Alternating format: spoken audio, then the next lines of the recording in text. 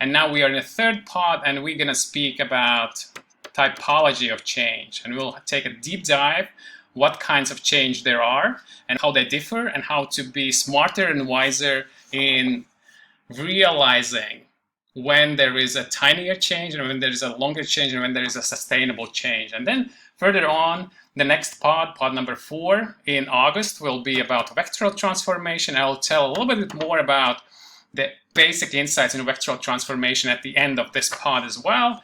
And then we'll continue. So August, September, October, November, December, and Happy New Year. So, well, let's start with the basics of typology of change. How does it work?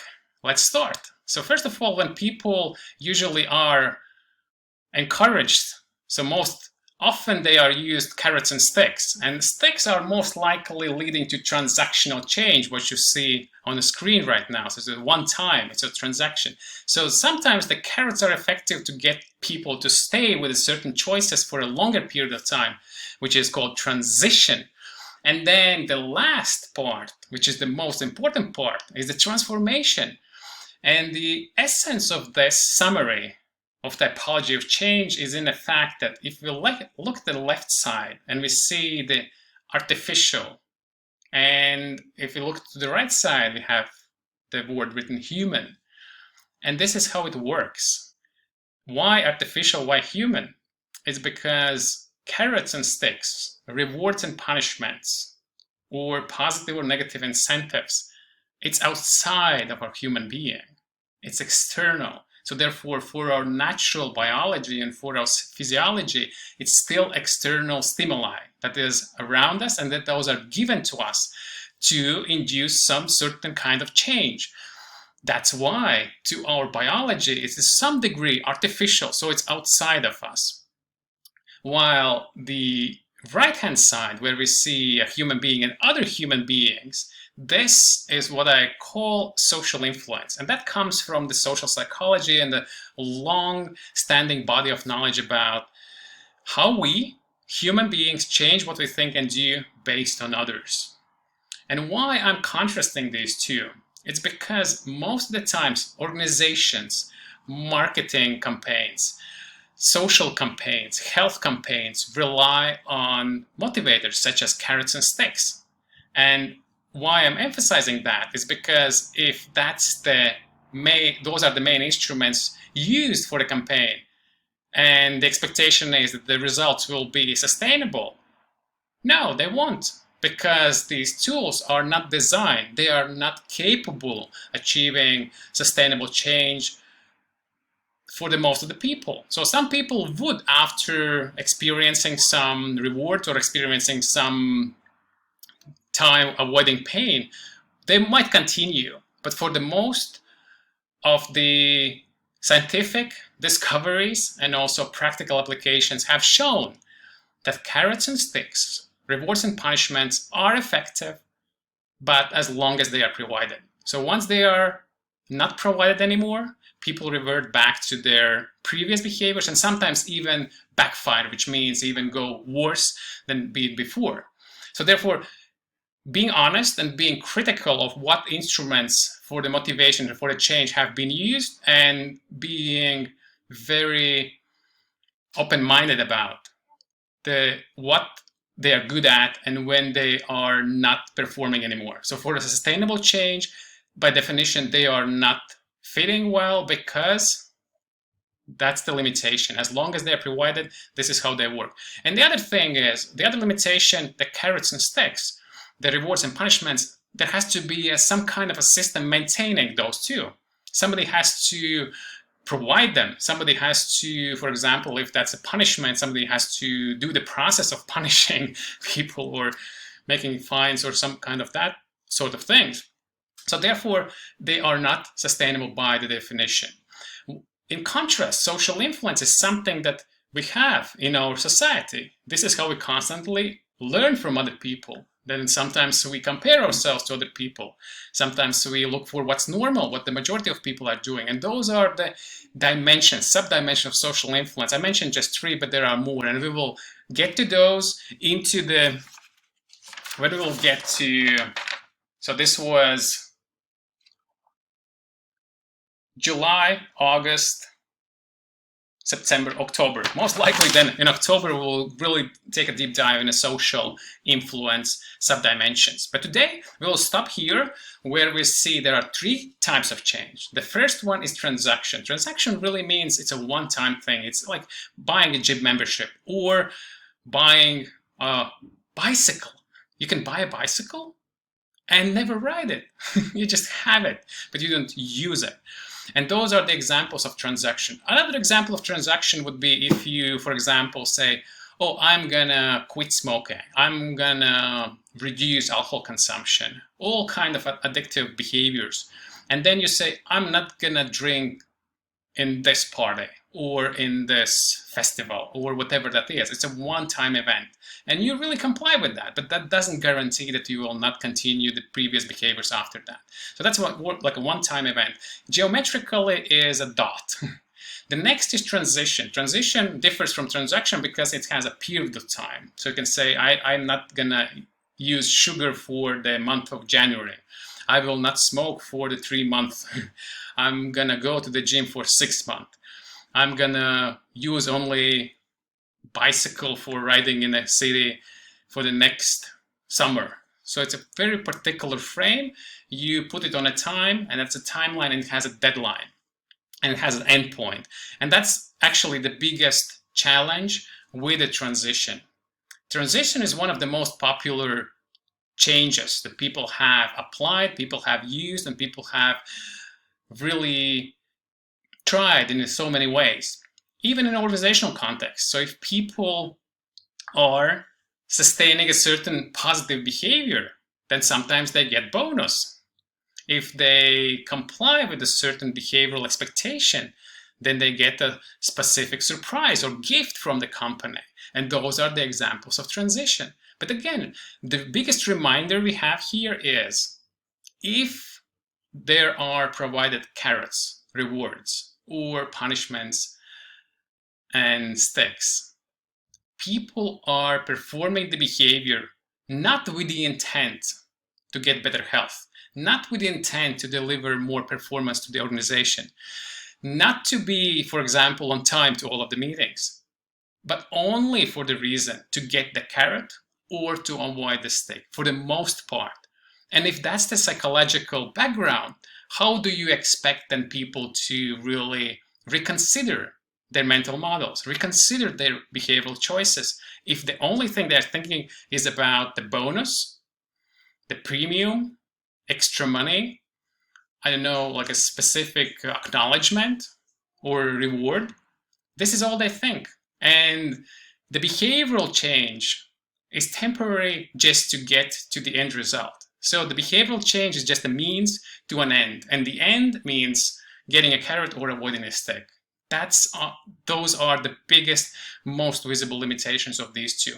So therefore, for the really sustainable change, for the transformation, there has to be other ways how we can empower, inspire, and ignite people to really do something about their behavioral choices. And therefore, social influence. Social influence is something that is in other people, and we always have good performing people around us. In a city context, you can see people, somebody riding bikes, even in the winter time. In Boston, where I lived 3 years, then also you could see people selecting healthy groceries in a store. You can always, if you pay attention and you spend a little bit of time, you see those people are around and they are exhibiting the behaviors that you would like to achieve. And the same in organizations. You can have a marketing department, you can have a sales department. And if you have 20 people, they will be scattered around the dimension from high performing to low performing. And most likely, you would be able to use the high performing as a positive examples for the average performing or for the low performing. And this is how the social influence would work. Instead of saying, okay, if you increase your performance, you will get this premium. Why don't you just constantly show that there are other people that are better than you or other people that are performing greater results? And of course, it will not work for everyone. And this is what I explain in the transformation design framework tool number 4, circles. We can have the red people, yellow people, and the green people. But the definition is If we, instead, in this case, of carrots and sticks, using something more fundamental for our social nature, and also at the same time freely available around us, so why do we still using carrots and sticks? So that's the basic major question that I would like to put out there for everyone, for organizations, for the businesses, for communities, even for the smaller groups of people. So why do we still use it? Because we are rushing to get a quick win. And with the carrots and sticks, you can get that very quickly. But the delusion is that the carrots and sticks, by getting the quick win, will sustain. And this is where it all goes wrong. It doesn't sustain. In some occasions it does, but for the most occasions it doesn't. So therefore, if you really think about gradually, sustainably changing something, changing some behaviors, changing some organizational performance, the only sustainable way for the transformation is social influence that we can harness from other people. And why it works? Because it's, first of all, it's humane, and secondly, it's available. It's just how you use technology design, harness that, and then project back to these people that are hesitant to transform. Here's why. So this is a scientific experiment. The study was done around 50 years ago in Prudential Tower in Boston, because obviously these other people on the sides are scientists, and they are stepping into the elevator where there is just a ordinary person, and to see how social influence, no carrots, no sticks, no rewards, no punishments, it just works. This is our human nature. Of course, when we look at this experiment that was done by the scientists more than 50 years ago, it proves the very fundamental existence of high degree of accessible inspiration and influence from other people. Of course, at that time, technology wasn't at that level that we have today. So it was just experimenting with the physical appearance. But I will show another video, which is much more recent. Lady in the purple is an ordinary person, and the rest of the people are scientists, recruited people that are helping them. And, on the beep, everybody stands up. Then the ordinary person, after 3 times, also learned the behavior. And now let's see what will happen after everyone else is taken away. And these are ordinary people again coming in. So only no scientists, ordinary people in the room, in the waiting room. Here we go. The behavior can be transferred from the group to an individual, and an individual can become an ambassador, an agent to transfer the behavior further on to the other people. So these were the 2 videos at the different times, just confirming how powerful it is and how does it work. Of course, there will be some times and some people when it doesn't work, and that's normal. We have a variety, but for the average and for the fundamental social sciences are explaining the power. And these were just the 2 examples that were very precisely exposing it, the power of social influence. To give you a more practical example, and what we've done in applying this mindset to the real behavioral challenges, this one is about litter. So litter is on a street, which is not nice, and that's a behavioral problem because people are throwing litter on the ground. It's a behavioral choice. And this is a company called Delittering, and they thought that instead of litter being on the ground as a waste, they thought if we can create a smart litter bins with artificial intelligence, machine learning, and they understand what kind of litter is thrown into the particular bin. And if you sort correctly and you throw it in, you get a lottery ticket. So what happens? All the litter suddenly becomes a lottery ticket.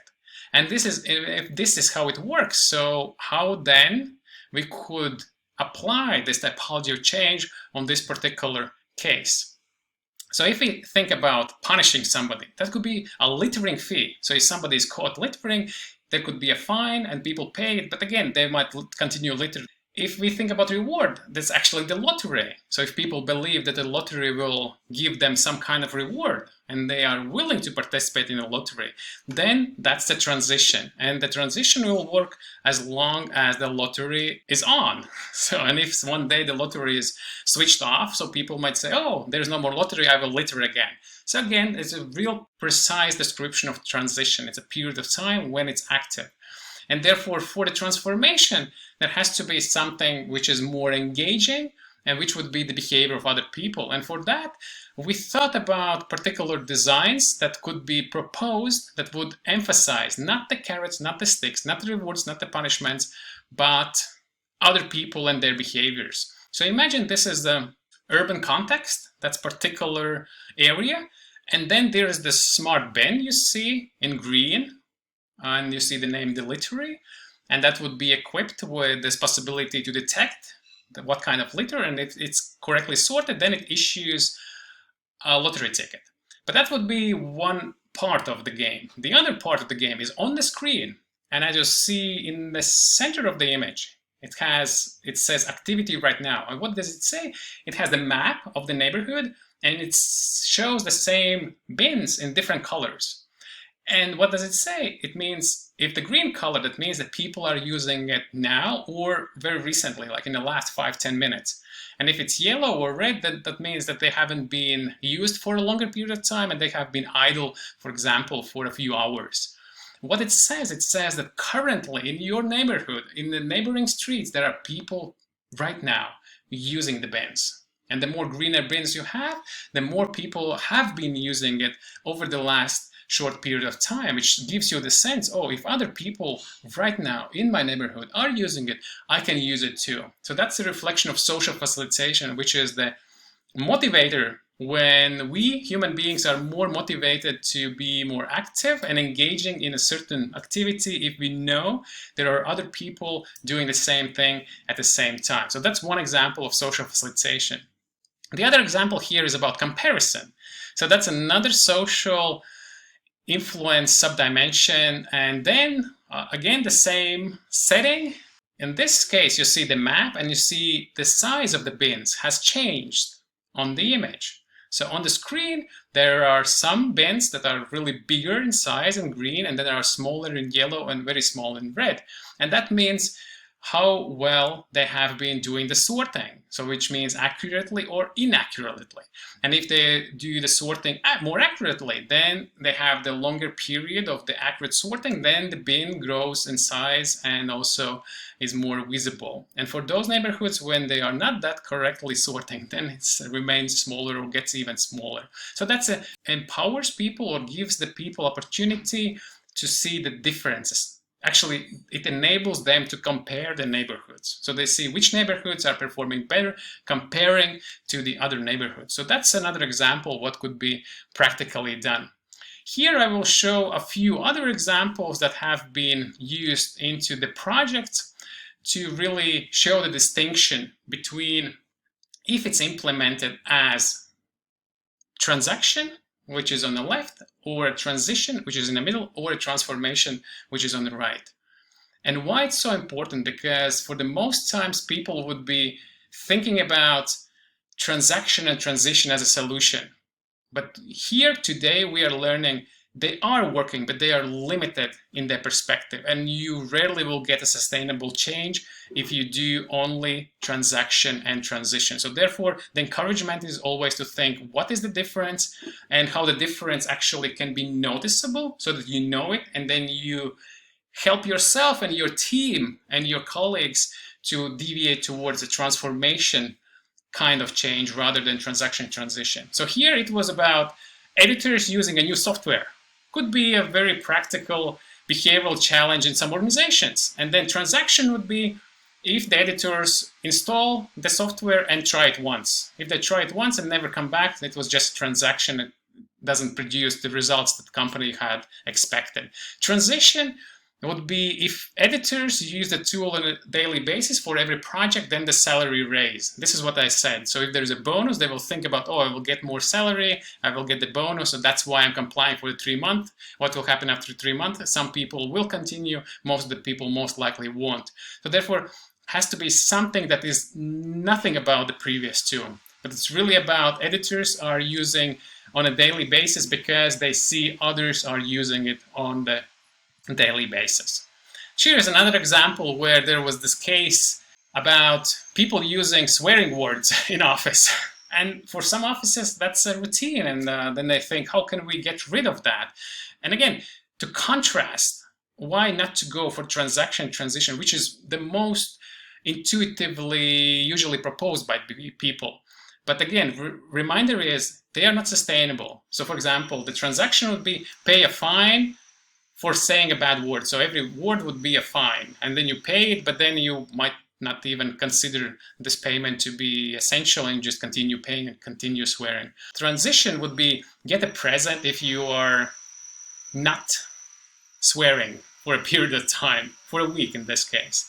But then again, we know if you take away the gift, if you take away the fine, people might very easily say, oh, I don't have any reasons for not swearing anymore, so I will continue doing it. So therefore, there should be another way, and that's when we look at the transformation. So it has to be using the proper language because of the sake of it, or because most of the people are actually not swearing in office. Another example which could be very relevant to the organizational setting is how people are sometimes responding late to emails. So sometimes expectation is, oh, there has to be a reply to any email within 24 hours. But it's not always even the average for some people. Some people might respond in 3 days or 5 days or in a week. And again, if that problem would be brought to a corporate meeting and there would be a team discussing what kind of tools we would use to influence and change this behavior when people are responding late to the emails, they would say, oh, maybe let's set a penalty. So if people reply to an email later than 24 hours, there's a penalty. You can imagine these situations have been before and will be after this, but you immediately know after this pod of transformative technology about transformation genes, particularly about typology of change, you will know it won't be sustainable. It will work for some time, but then once you stop giving the penalties, it will come back most likely. The other is transition. Transition will be the same thing if you propose an initiative and a change for 1 month period. And then if the people comply 1 month and then reply to the emails on time, they reach the goal and they get some kind of benefit. And again, that would be 1 month and no one guarantees what will happen after that. So therefore, transformation is really if employees understand and they see others, how they are responding sooner than, or they are seeing the average of how people are performing, and that influences their decision making, and then they decide, oh, actually most of the people are responding much sooner than I do, so maybe I should do something differently. And the last example from this is about, this was the project about water distillation. There was a specific innovation which would make the water purify, or water purifiers. And then again, they would be selling these water purifiers, and the challenge would be whether people or the market will adopt these new products. And of course, if they do a specific show and they invite people to try it, so people can actually use and try it once, and that would be a transaction. And they would say, I tried it and I see no difference. The water is the same, so I don't want to even do anything. Transition, if they test it for 1 week, so they might get one at home and use it for 1 week. But again, if they think, oh, there's no difference, then they give up again. And then the last would be really making it to the transformation, and people realize it's not about what you taste, it's about the quality of the water that you get. And there are so many other people taking it and adapting it and using it on a daily basis, and that kind of confirms that there is a value in using these purifiers. And I would love to open up for everyone who would like to propose any behavioral challenge you might have currently or you have had previously that is unresolved, or maybe something that you would project, and then propose what is the behavioral challenge in your organization, in some other context of your preference, and what is the present behavior, which is on the left, what is the present behavior of your colleagues or your partners or your collaborators that you are not satisfied with, and what future behavior you would like instead. And once you give this example, then I would, together with you, collectively discussing, will fill in these two behaviors, behavior today, behavior in the future.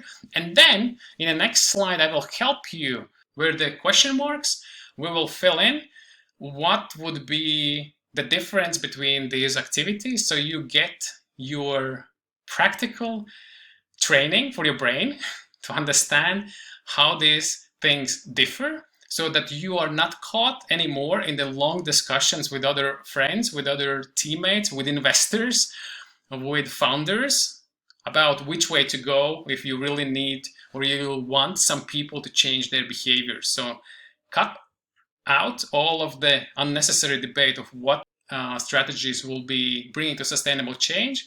And if you provide these examples, we could do it together and your brain will get into the practice and will be much more ready for catching these moments in any of your circumstances in the future. Not keeping the promise, coming back in the 48 hours and keeping the promise. So here we have, put it on a blacklist. What can we have as a reward? So keeping promises for 3 months leads to discount of, let's say, 10%, or what would be more tasty, 15, whatever. Yes.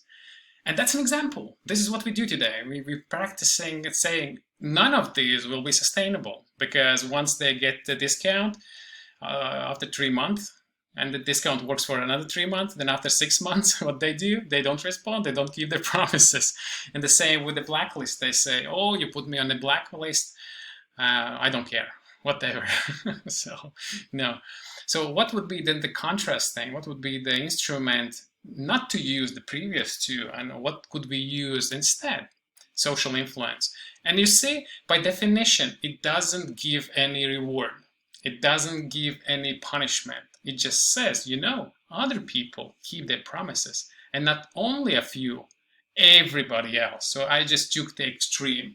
Of course, it can be sometimes said 80% of our customers actually always keep their promises. And then if it's even tied with projection of the collaboration, for example, if you say all of the other partners with whom I have collaborated for the last 2 years, and based on our collaboration, their KPIs in their business have increased for the 50%. All of them, every single one, always kept their promise. And that's something that unifies their behavior. And that, by definition, implies something that sticks with the minds of these two. And they think, if we, and then, you know, the rational chain of decision-making, or the logical chain would conclude, if we want to have 2-year collaboration with you and have the same increase or similar increase on KPIs, we better keep our promises. So that should be the logic at the back of our mind. And this is how psychological phenomena works. And why we did this example, just to clearly show through our eyes to our brains, here's the difference. We look to the left, and it's all about unsustainable, and we look to the right, and of course I don't say it will work for the 100%, but what's the difference? On the right, it doesn't need to provide anything. It doesn't need to promise, like give a reward or punishment. It's purely something that's out there. And I don't say you have to lie. You have to be very honest. You have to look at the real data from your customers and how long you worked and what the KPIs. But you don't need to say their names. You just say that percentage of my customers for that amount of the years, increase the KPIs for that percentage, and they always kept their promise. And then the logic comes together. And that's it. You just create a message that contains the social perspective, in this case, other companies, and you felt already how does it work. If their collaborators are from my work that I mentioned a little bit earlier about circles, whether they are green, yellow, or red, they are not green because they are already not keeping their promises. So from their behavioral exposure or what behavior they exhibit, they are either yellow or red. And you can learn whether they are yellow and red after you submit this message about others succeeding. If they don't react, they're red. If they say, wow, I will change my, oh yes, sorry, we also want all of this increase in KPIs, they're actually yellow. But the yellow people, if they are not aware of the green, they have no awareness and they have no extra reasons to reconsider. But once you expose your positive other collaborators, they suddenly, oh, others are doing this. I also want to do this. I also want to gravitate towards the green.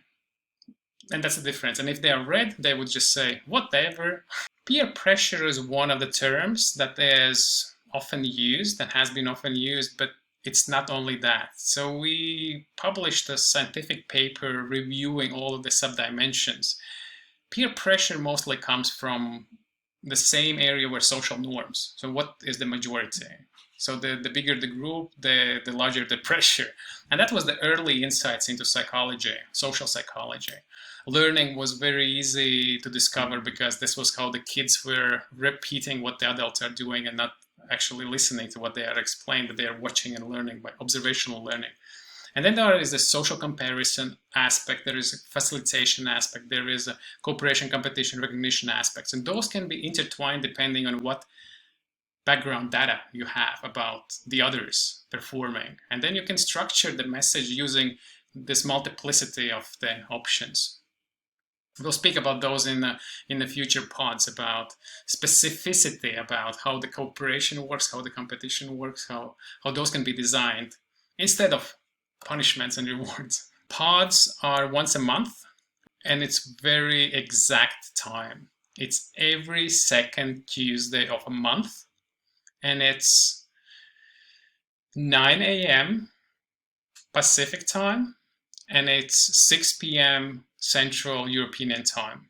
So then you can calculate where you are, and that's the time. And this is the third one, and the fourth one will be the second week of August, exactly same time. And this is how it will continue as long as we get through all of the sun of the transformation. And of course, if you're interested to look into the first, like this was the first pod, this was the second, they are available on my YouTube channel. So you can just search my name, surname on YouTube, you get the channel, you get to the pods, and you can watch those like a summaries. The most benefit for the full membership is to have what we just did now. We have the actual challenge and the immediate application to the actual challenge. That's the essence of the pod. That's why there's a full membership. You get the direct access to the knowledge and wisdom and immediate application. I love this. I've been doing this for organizations and for businesses all over again. And there are so interesting behavioral challenges that teams have. So some of the examples you already saw, it was about not responding to the emails on time. There is another one very popular. People arrive late to the meetings. So coming in very late, and people are frustrated, and the performance goes down, and even the outcomes of the meeting are different because of the psychology plays different if somebody or many people arrive late. And there are more and more.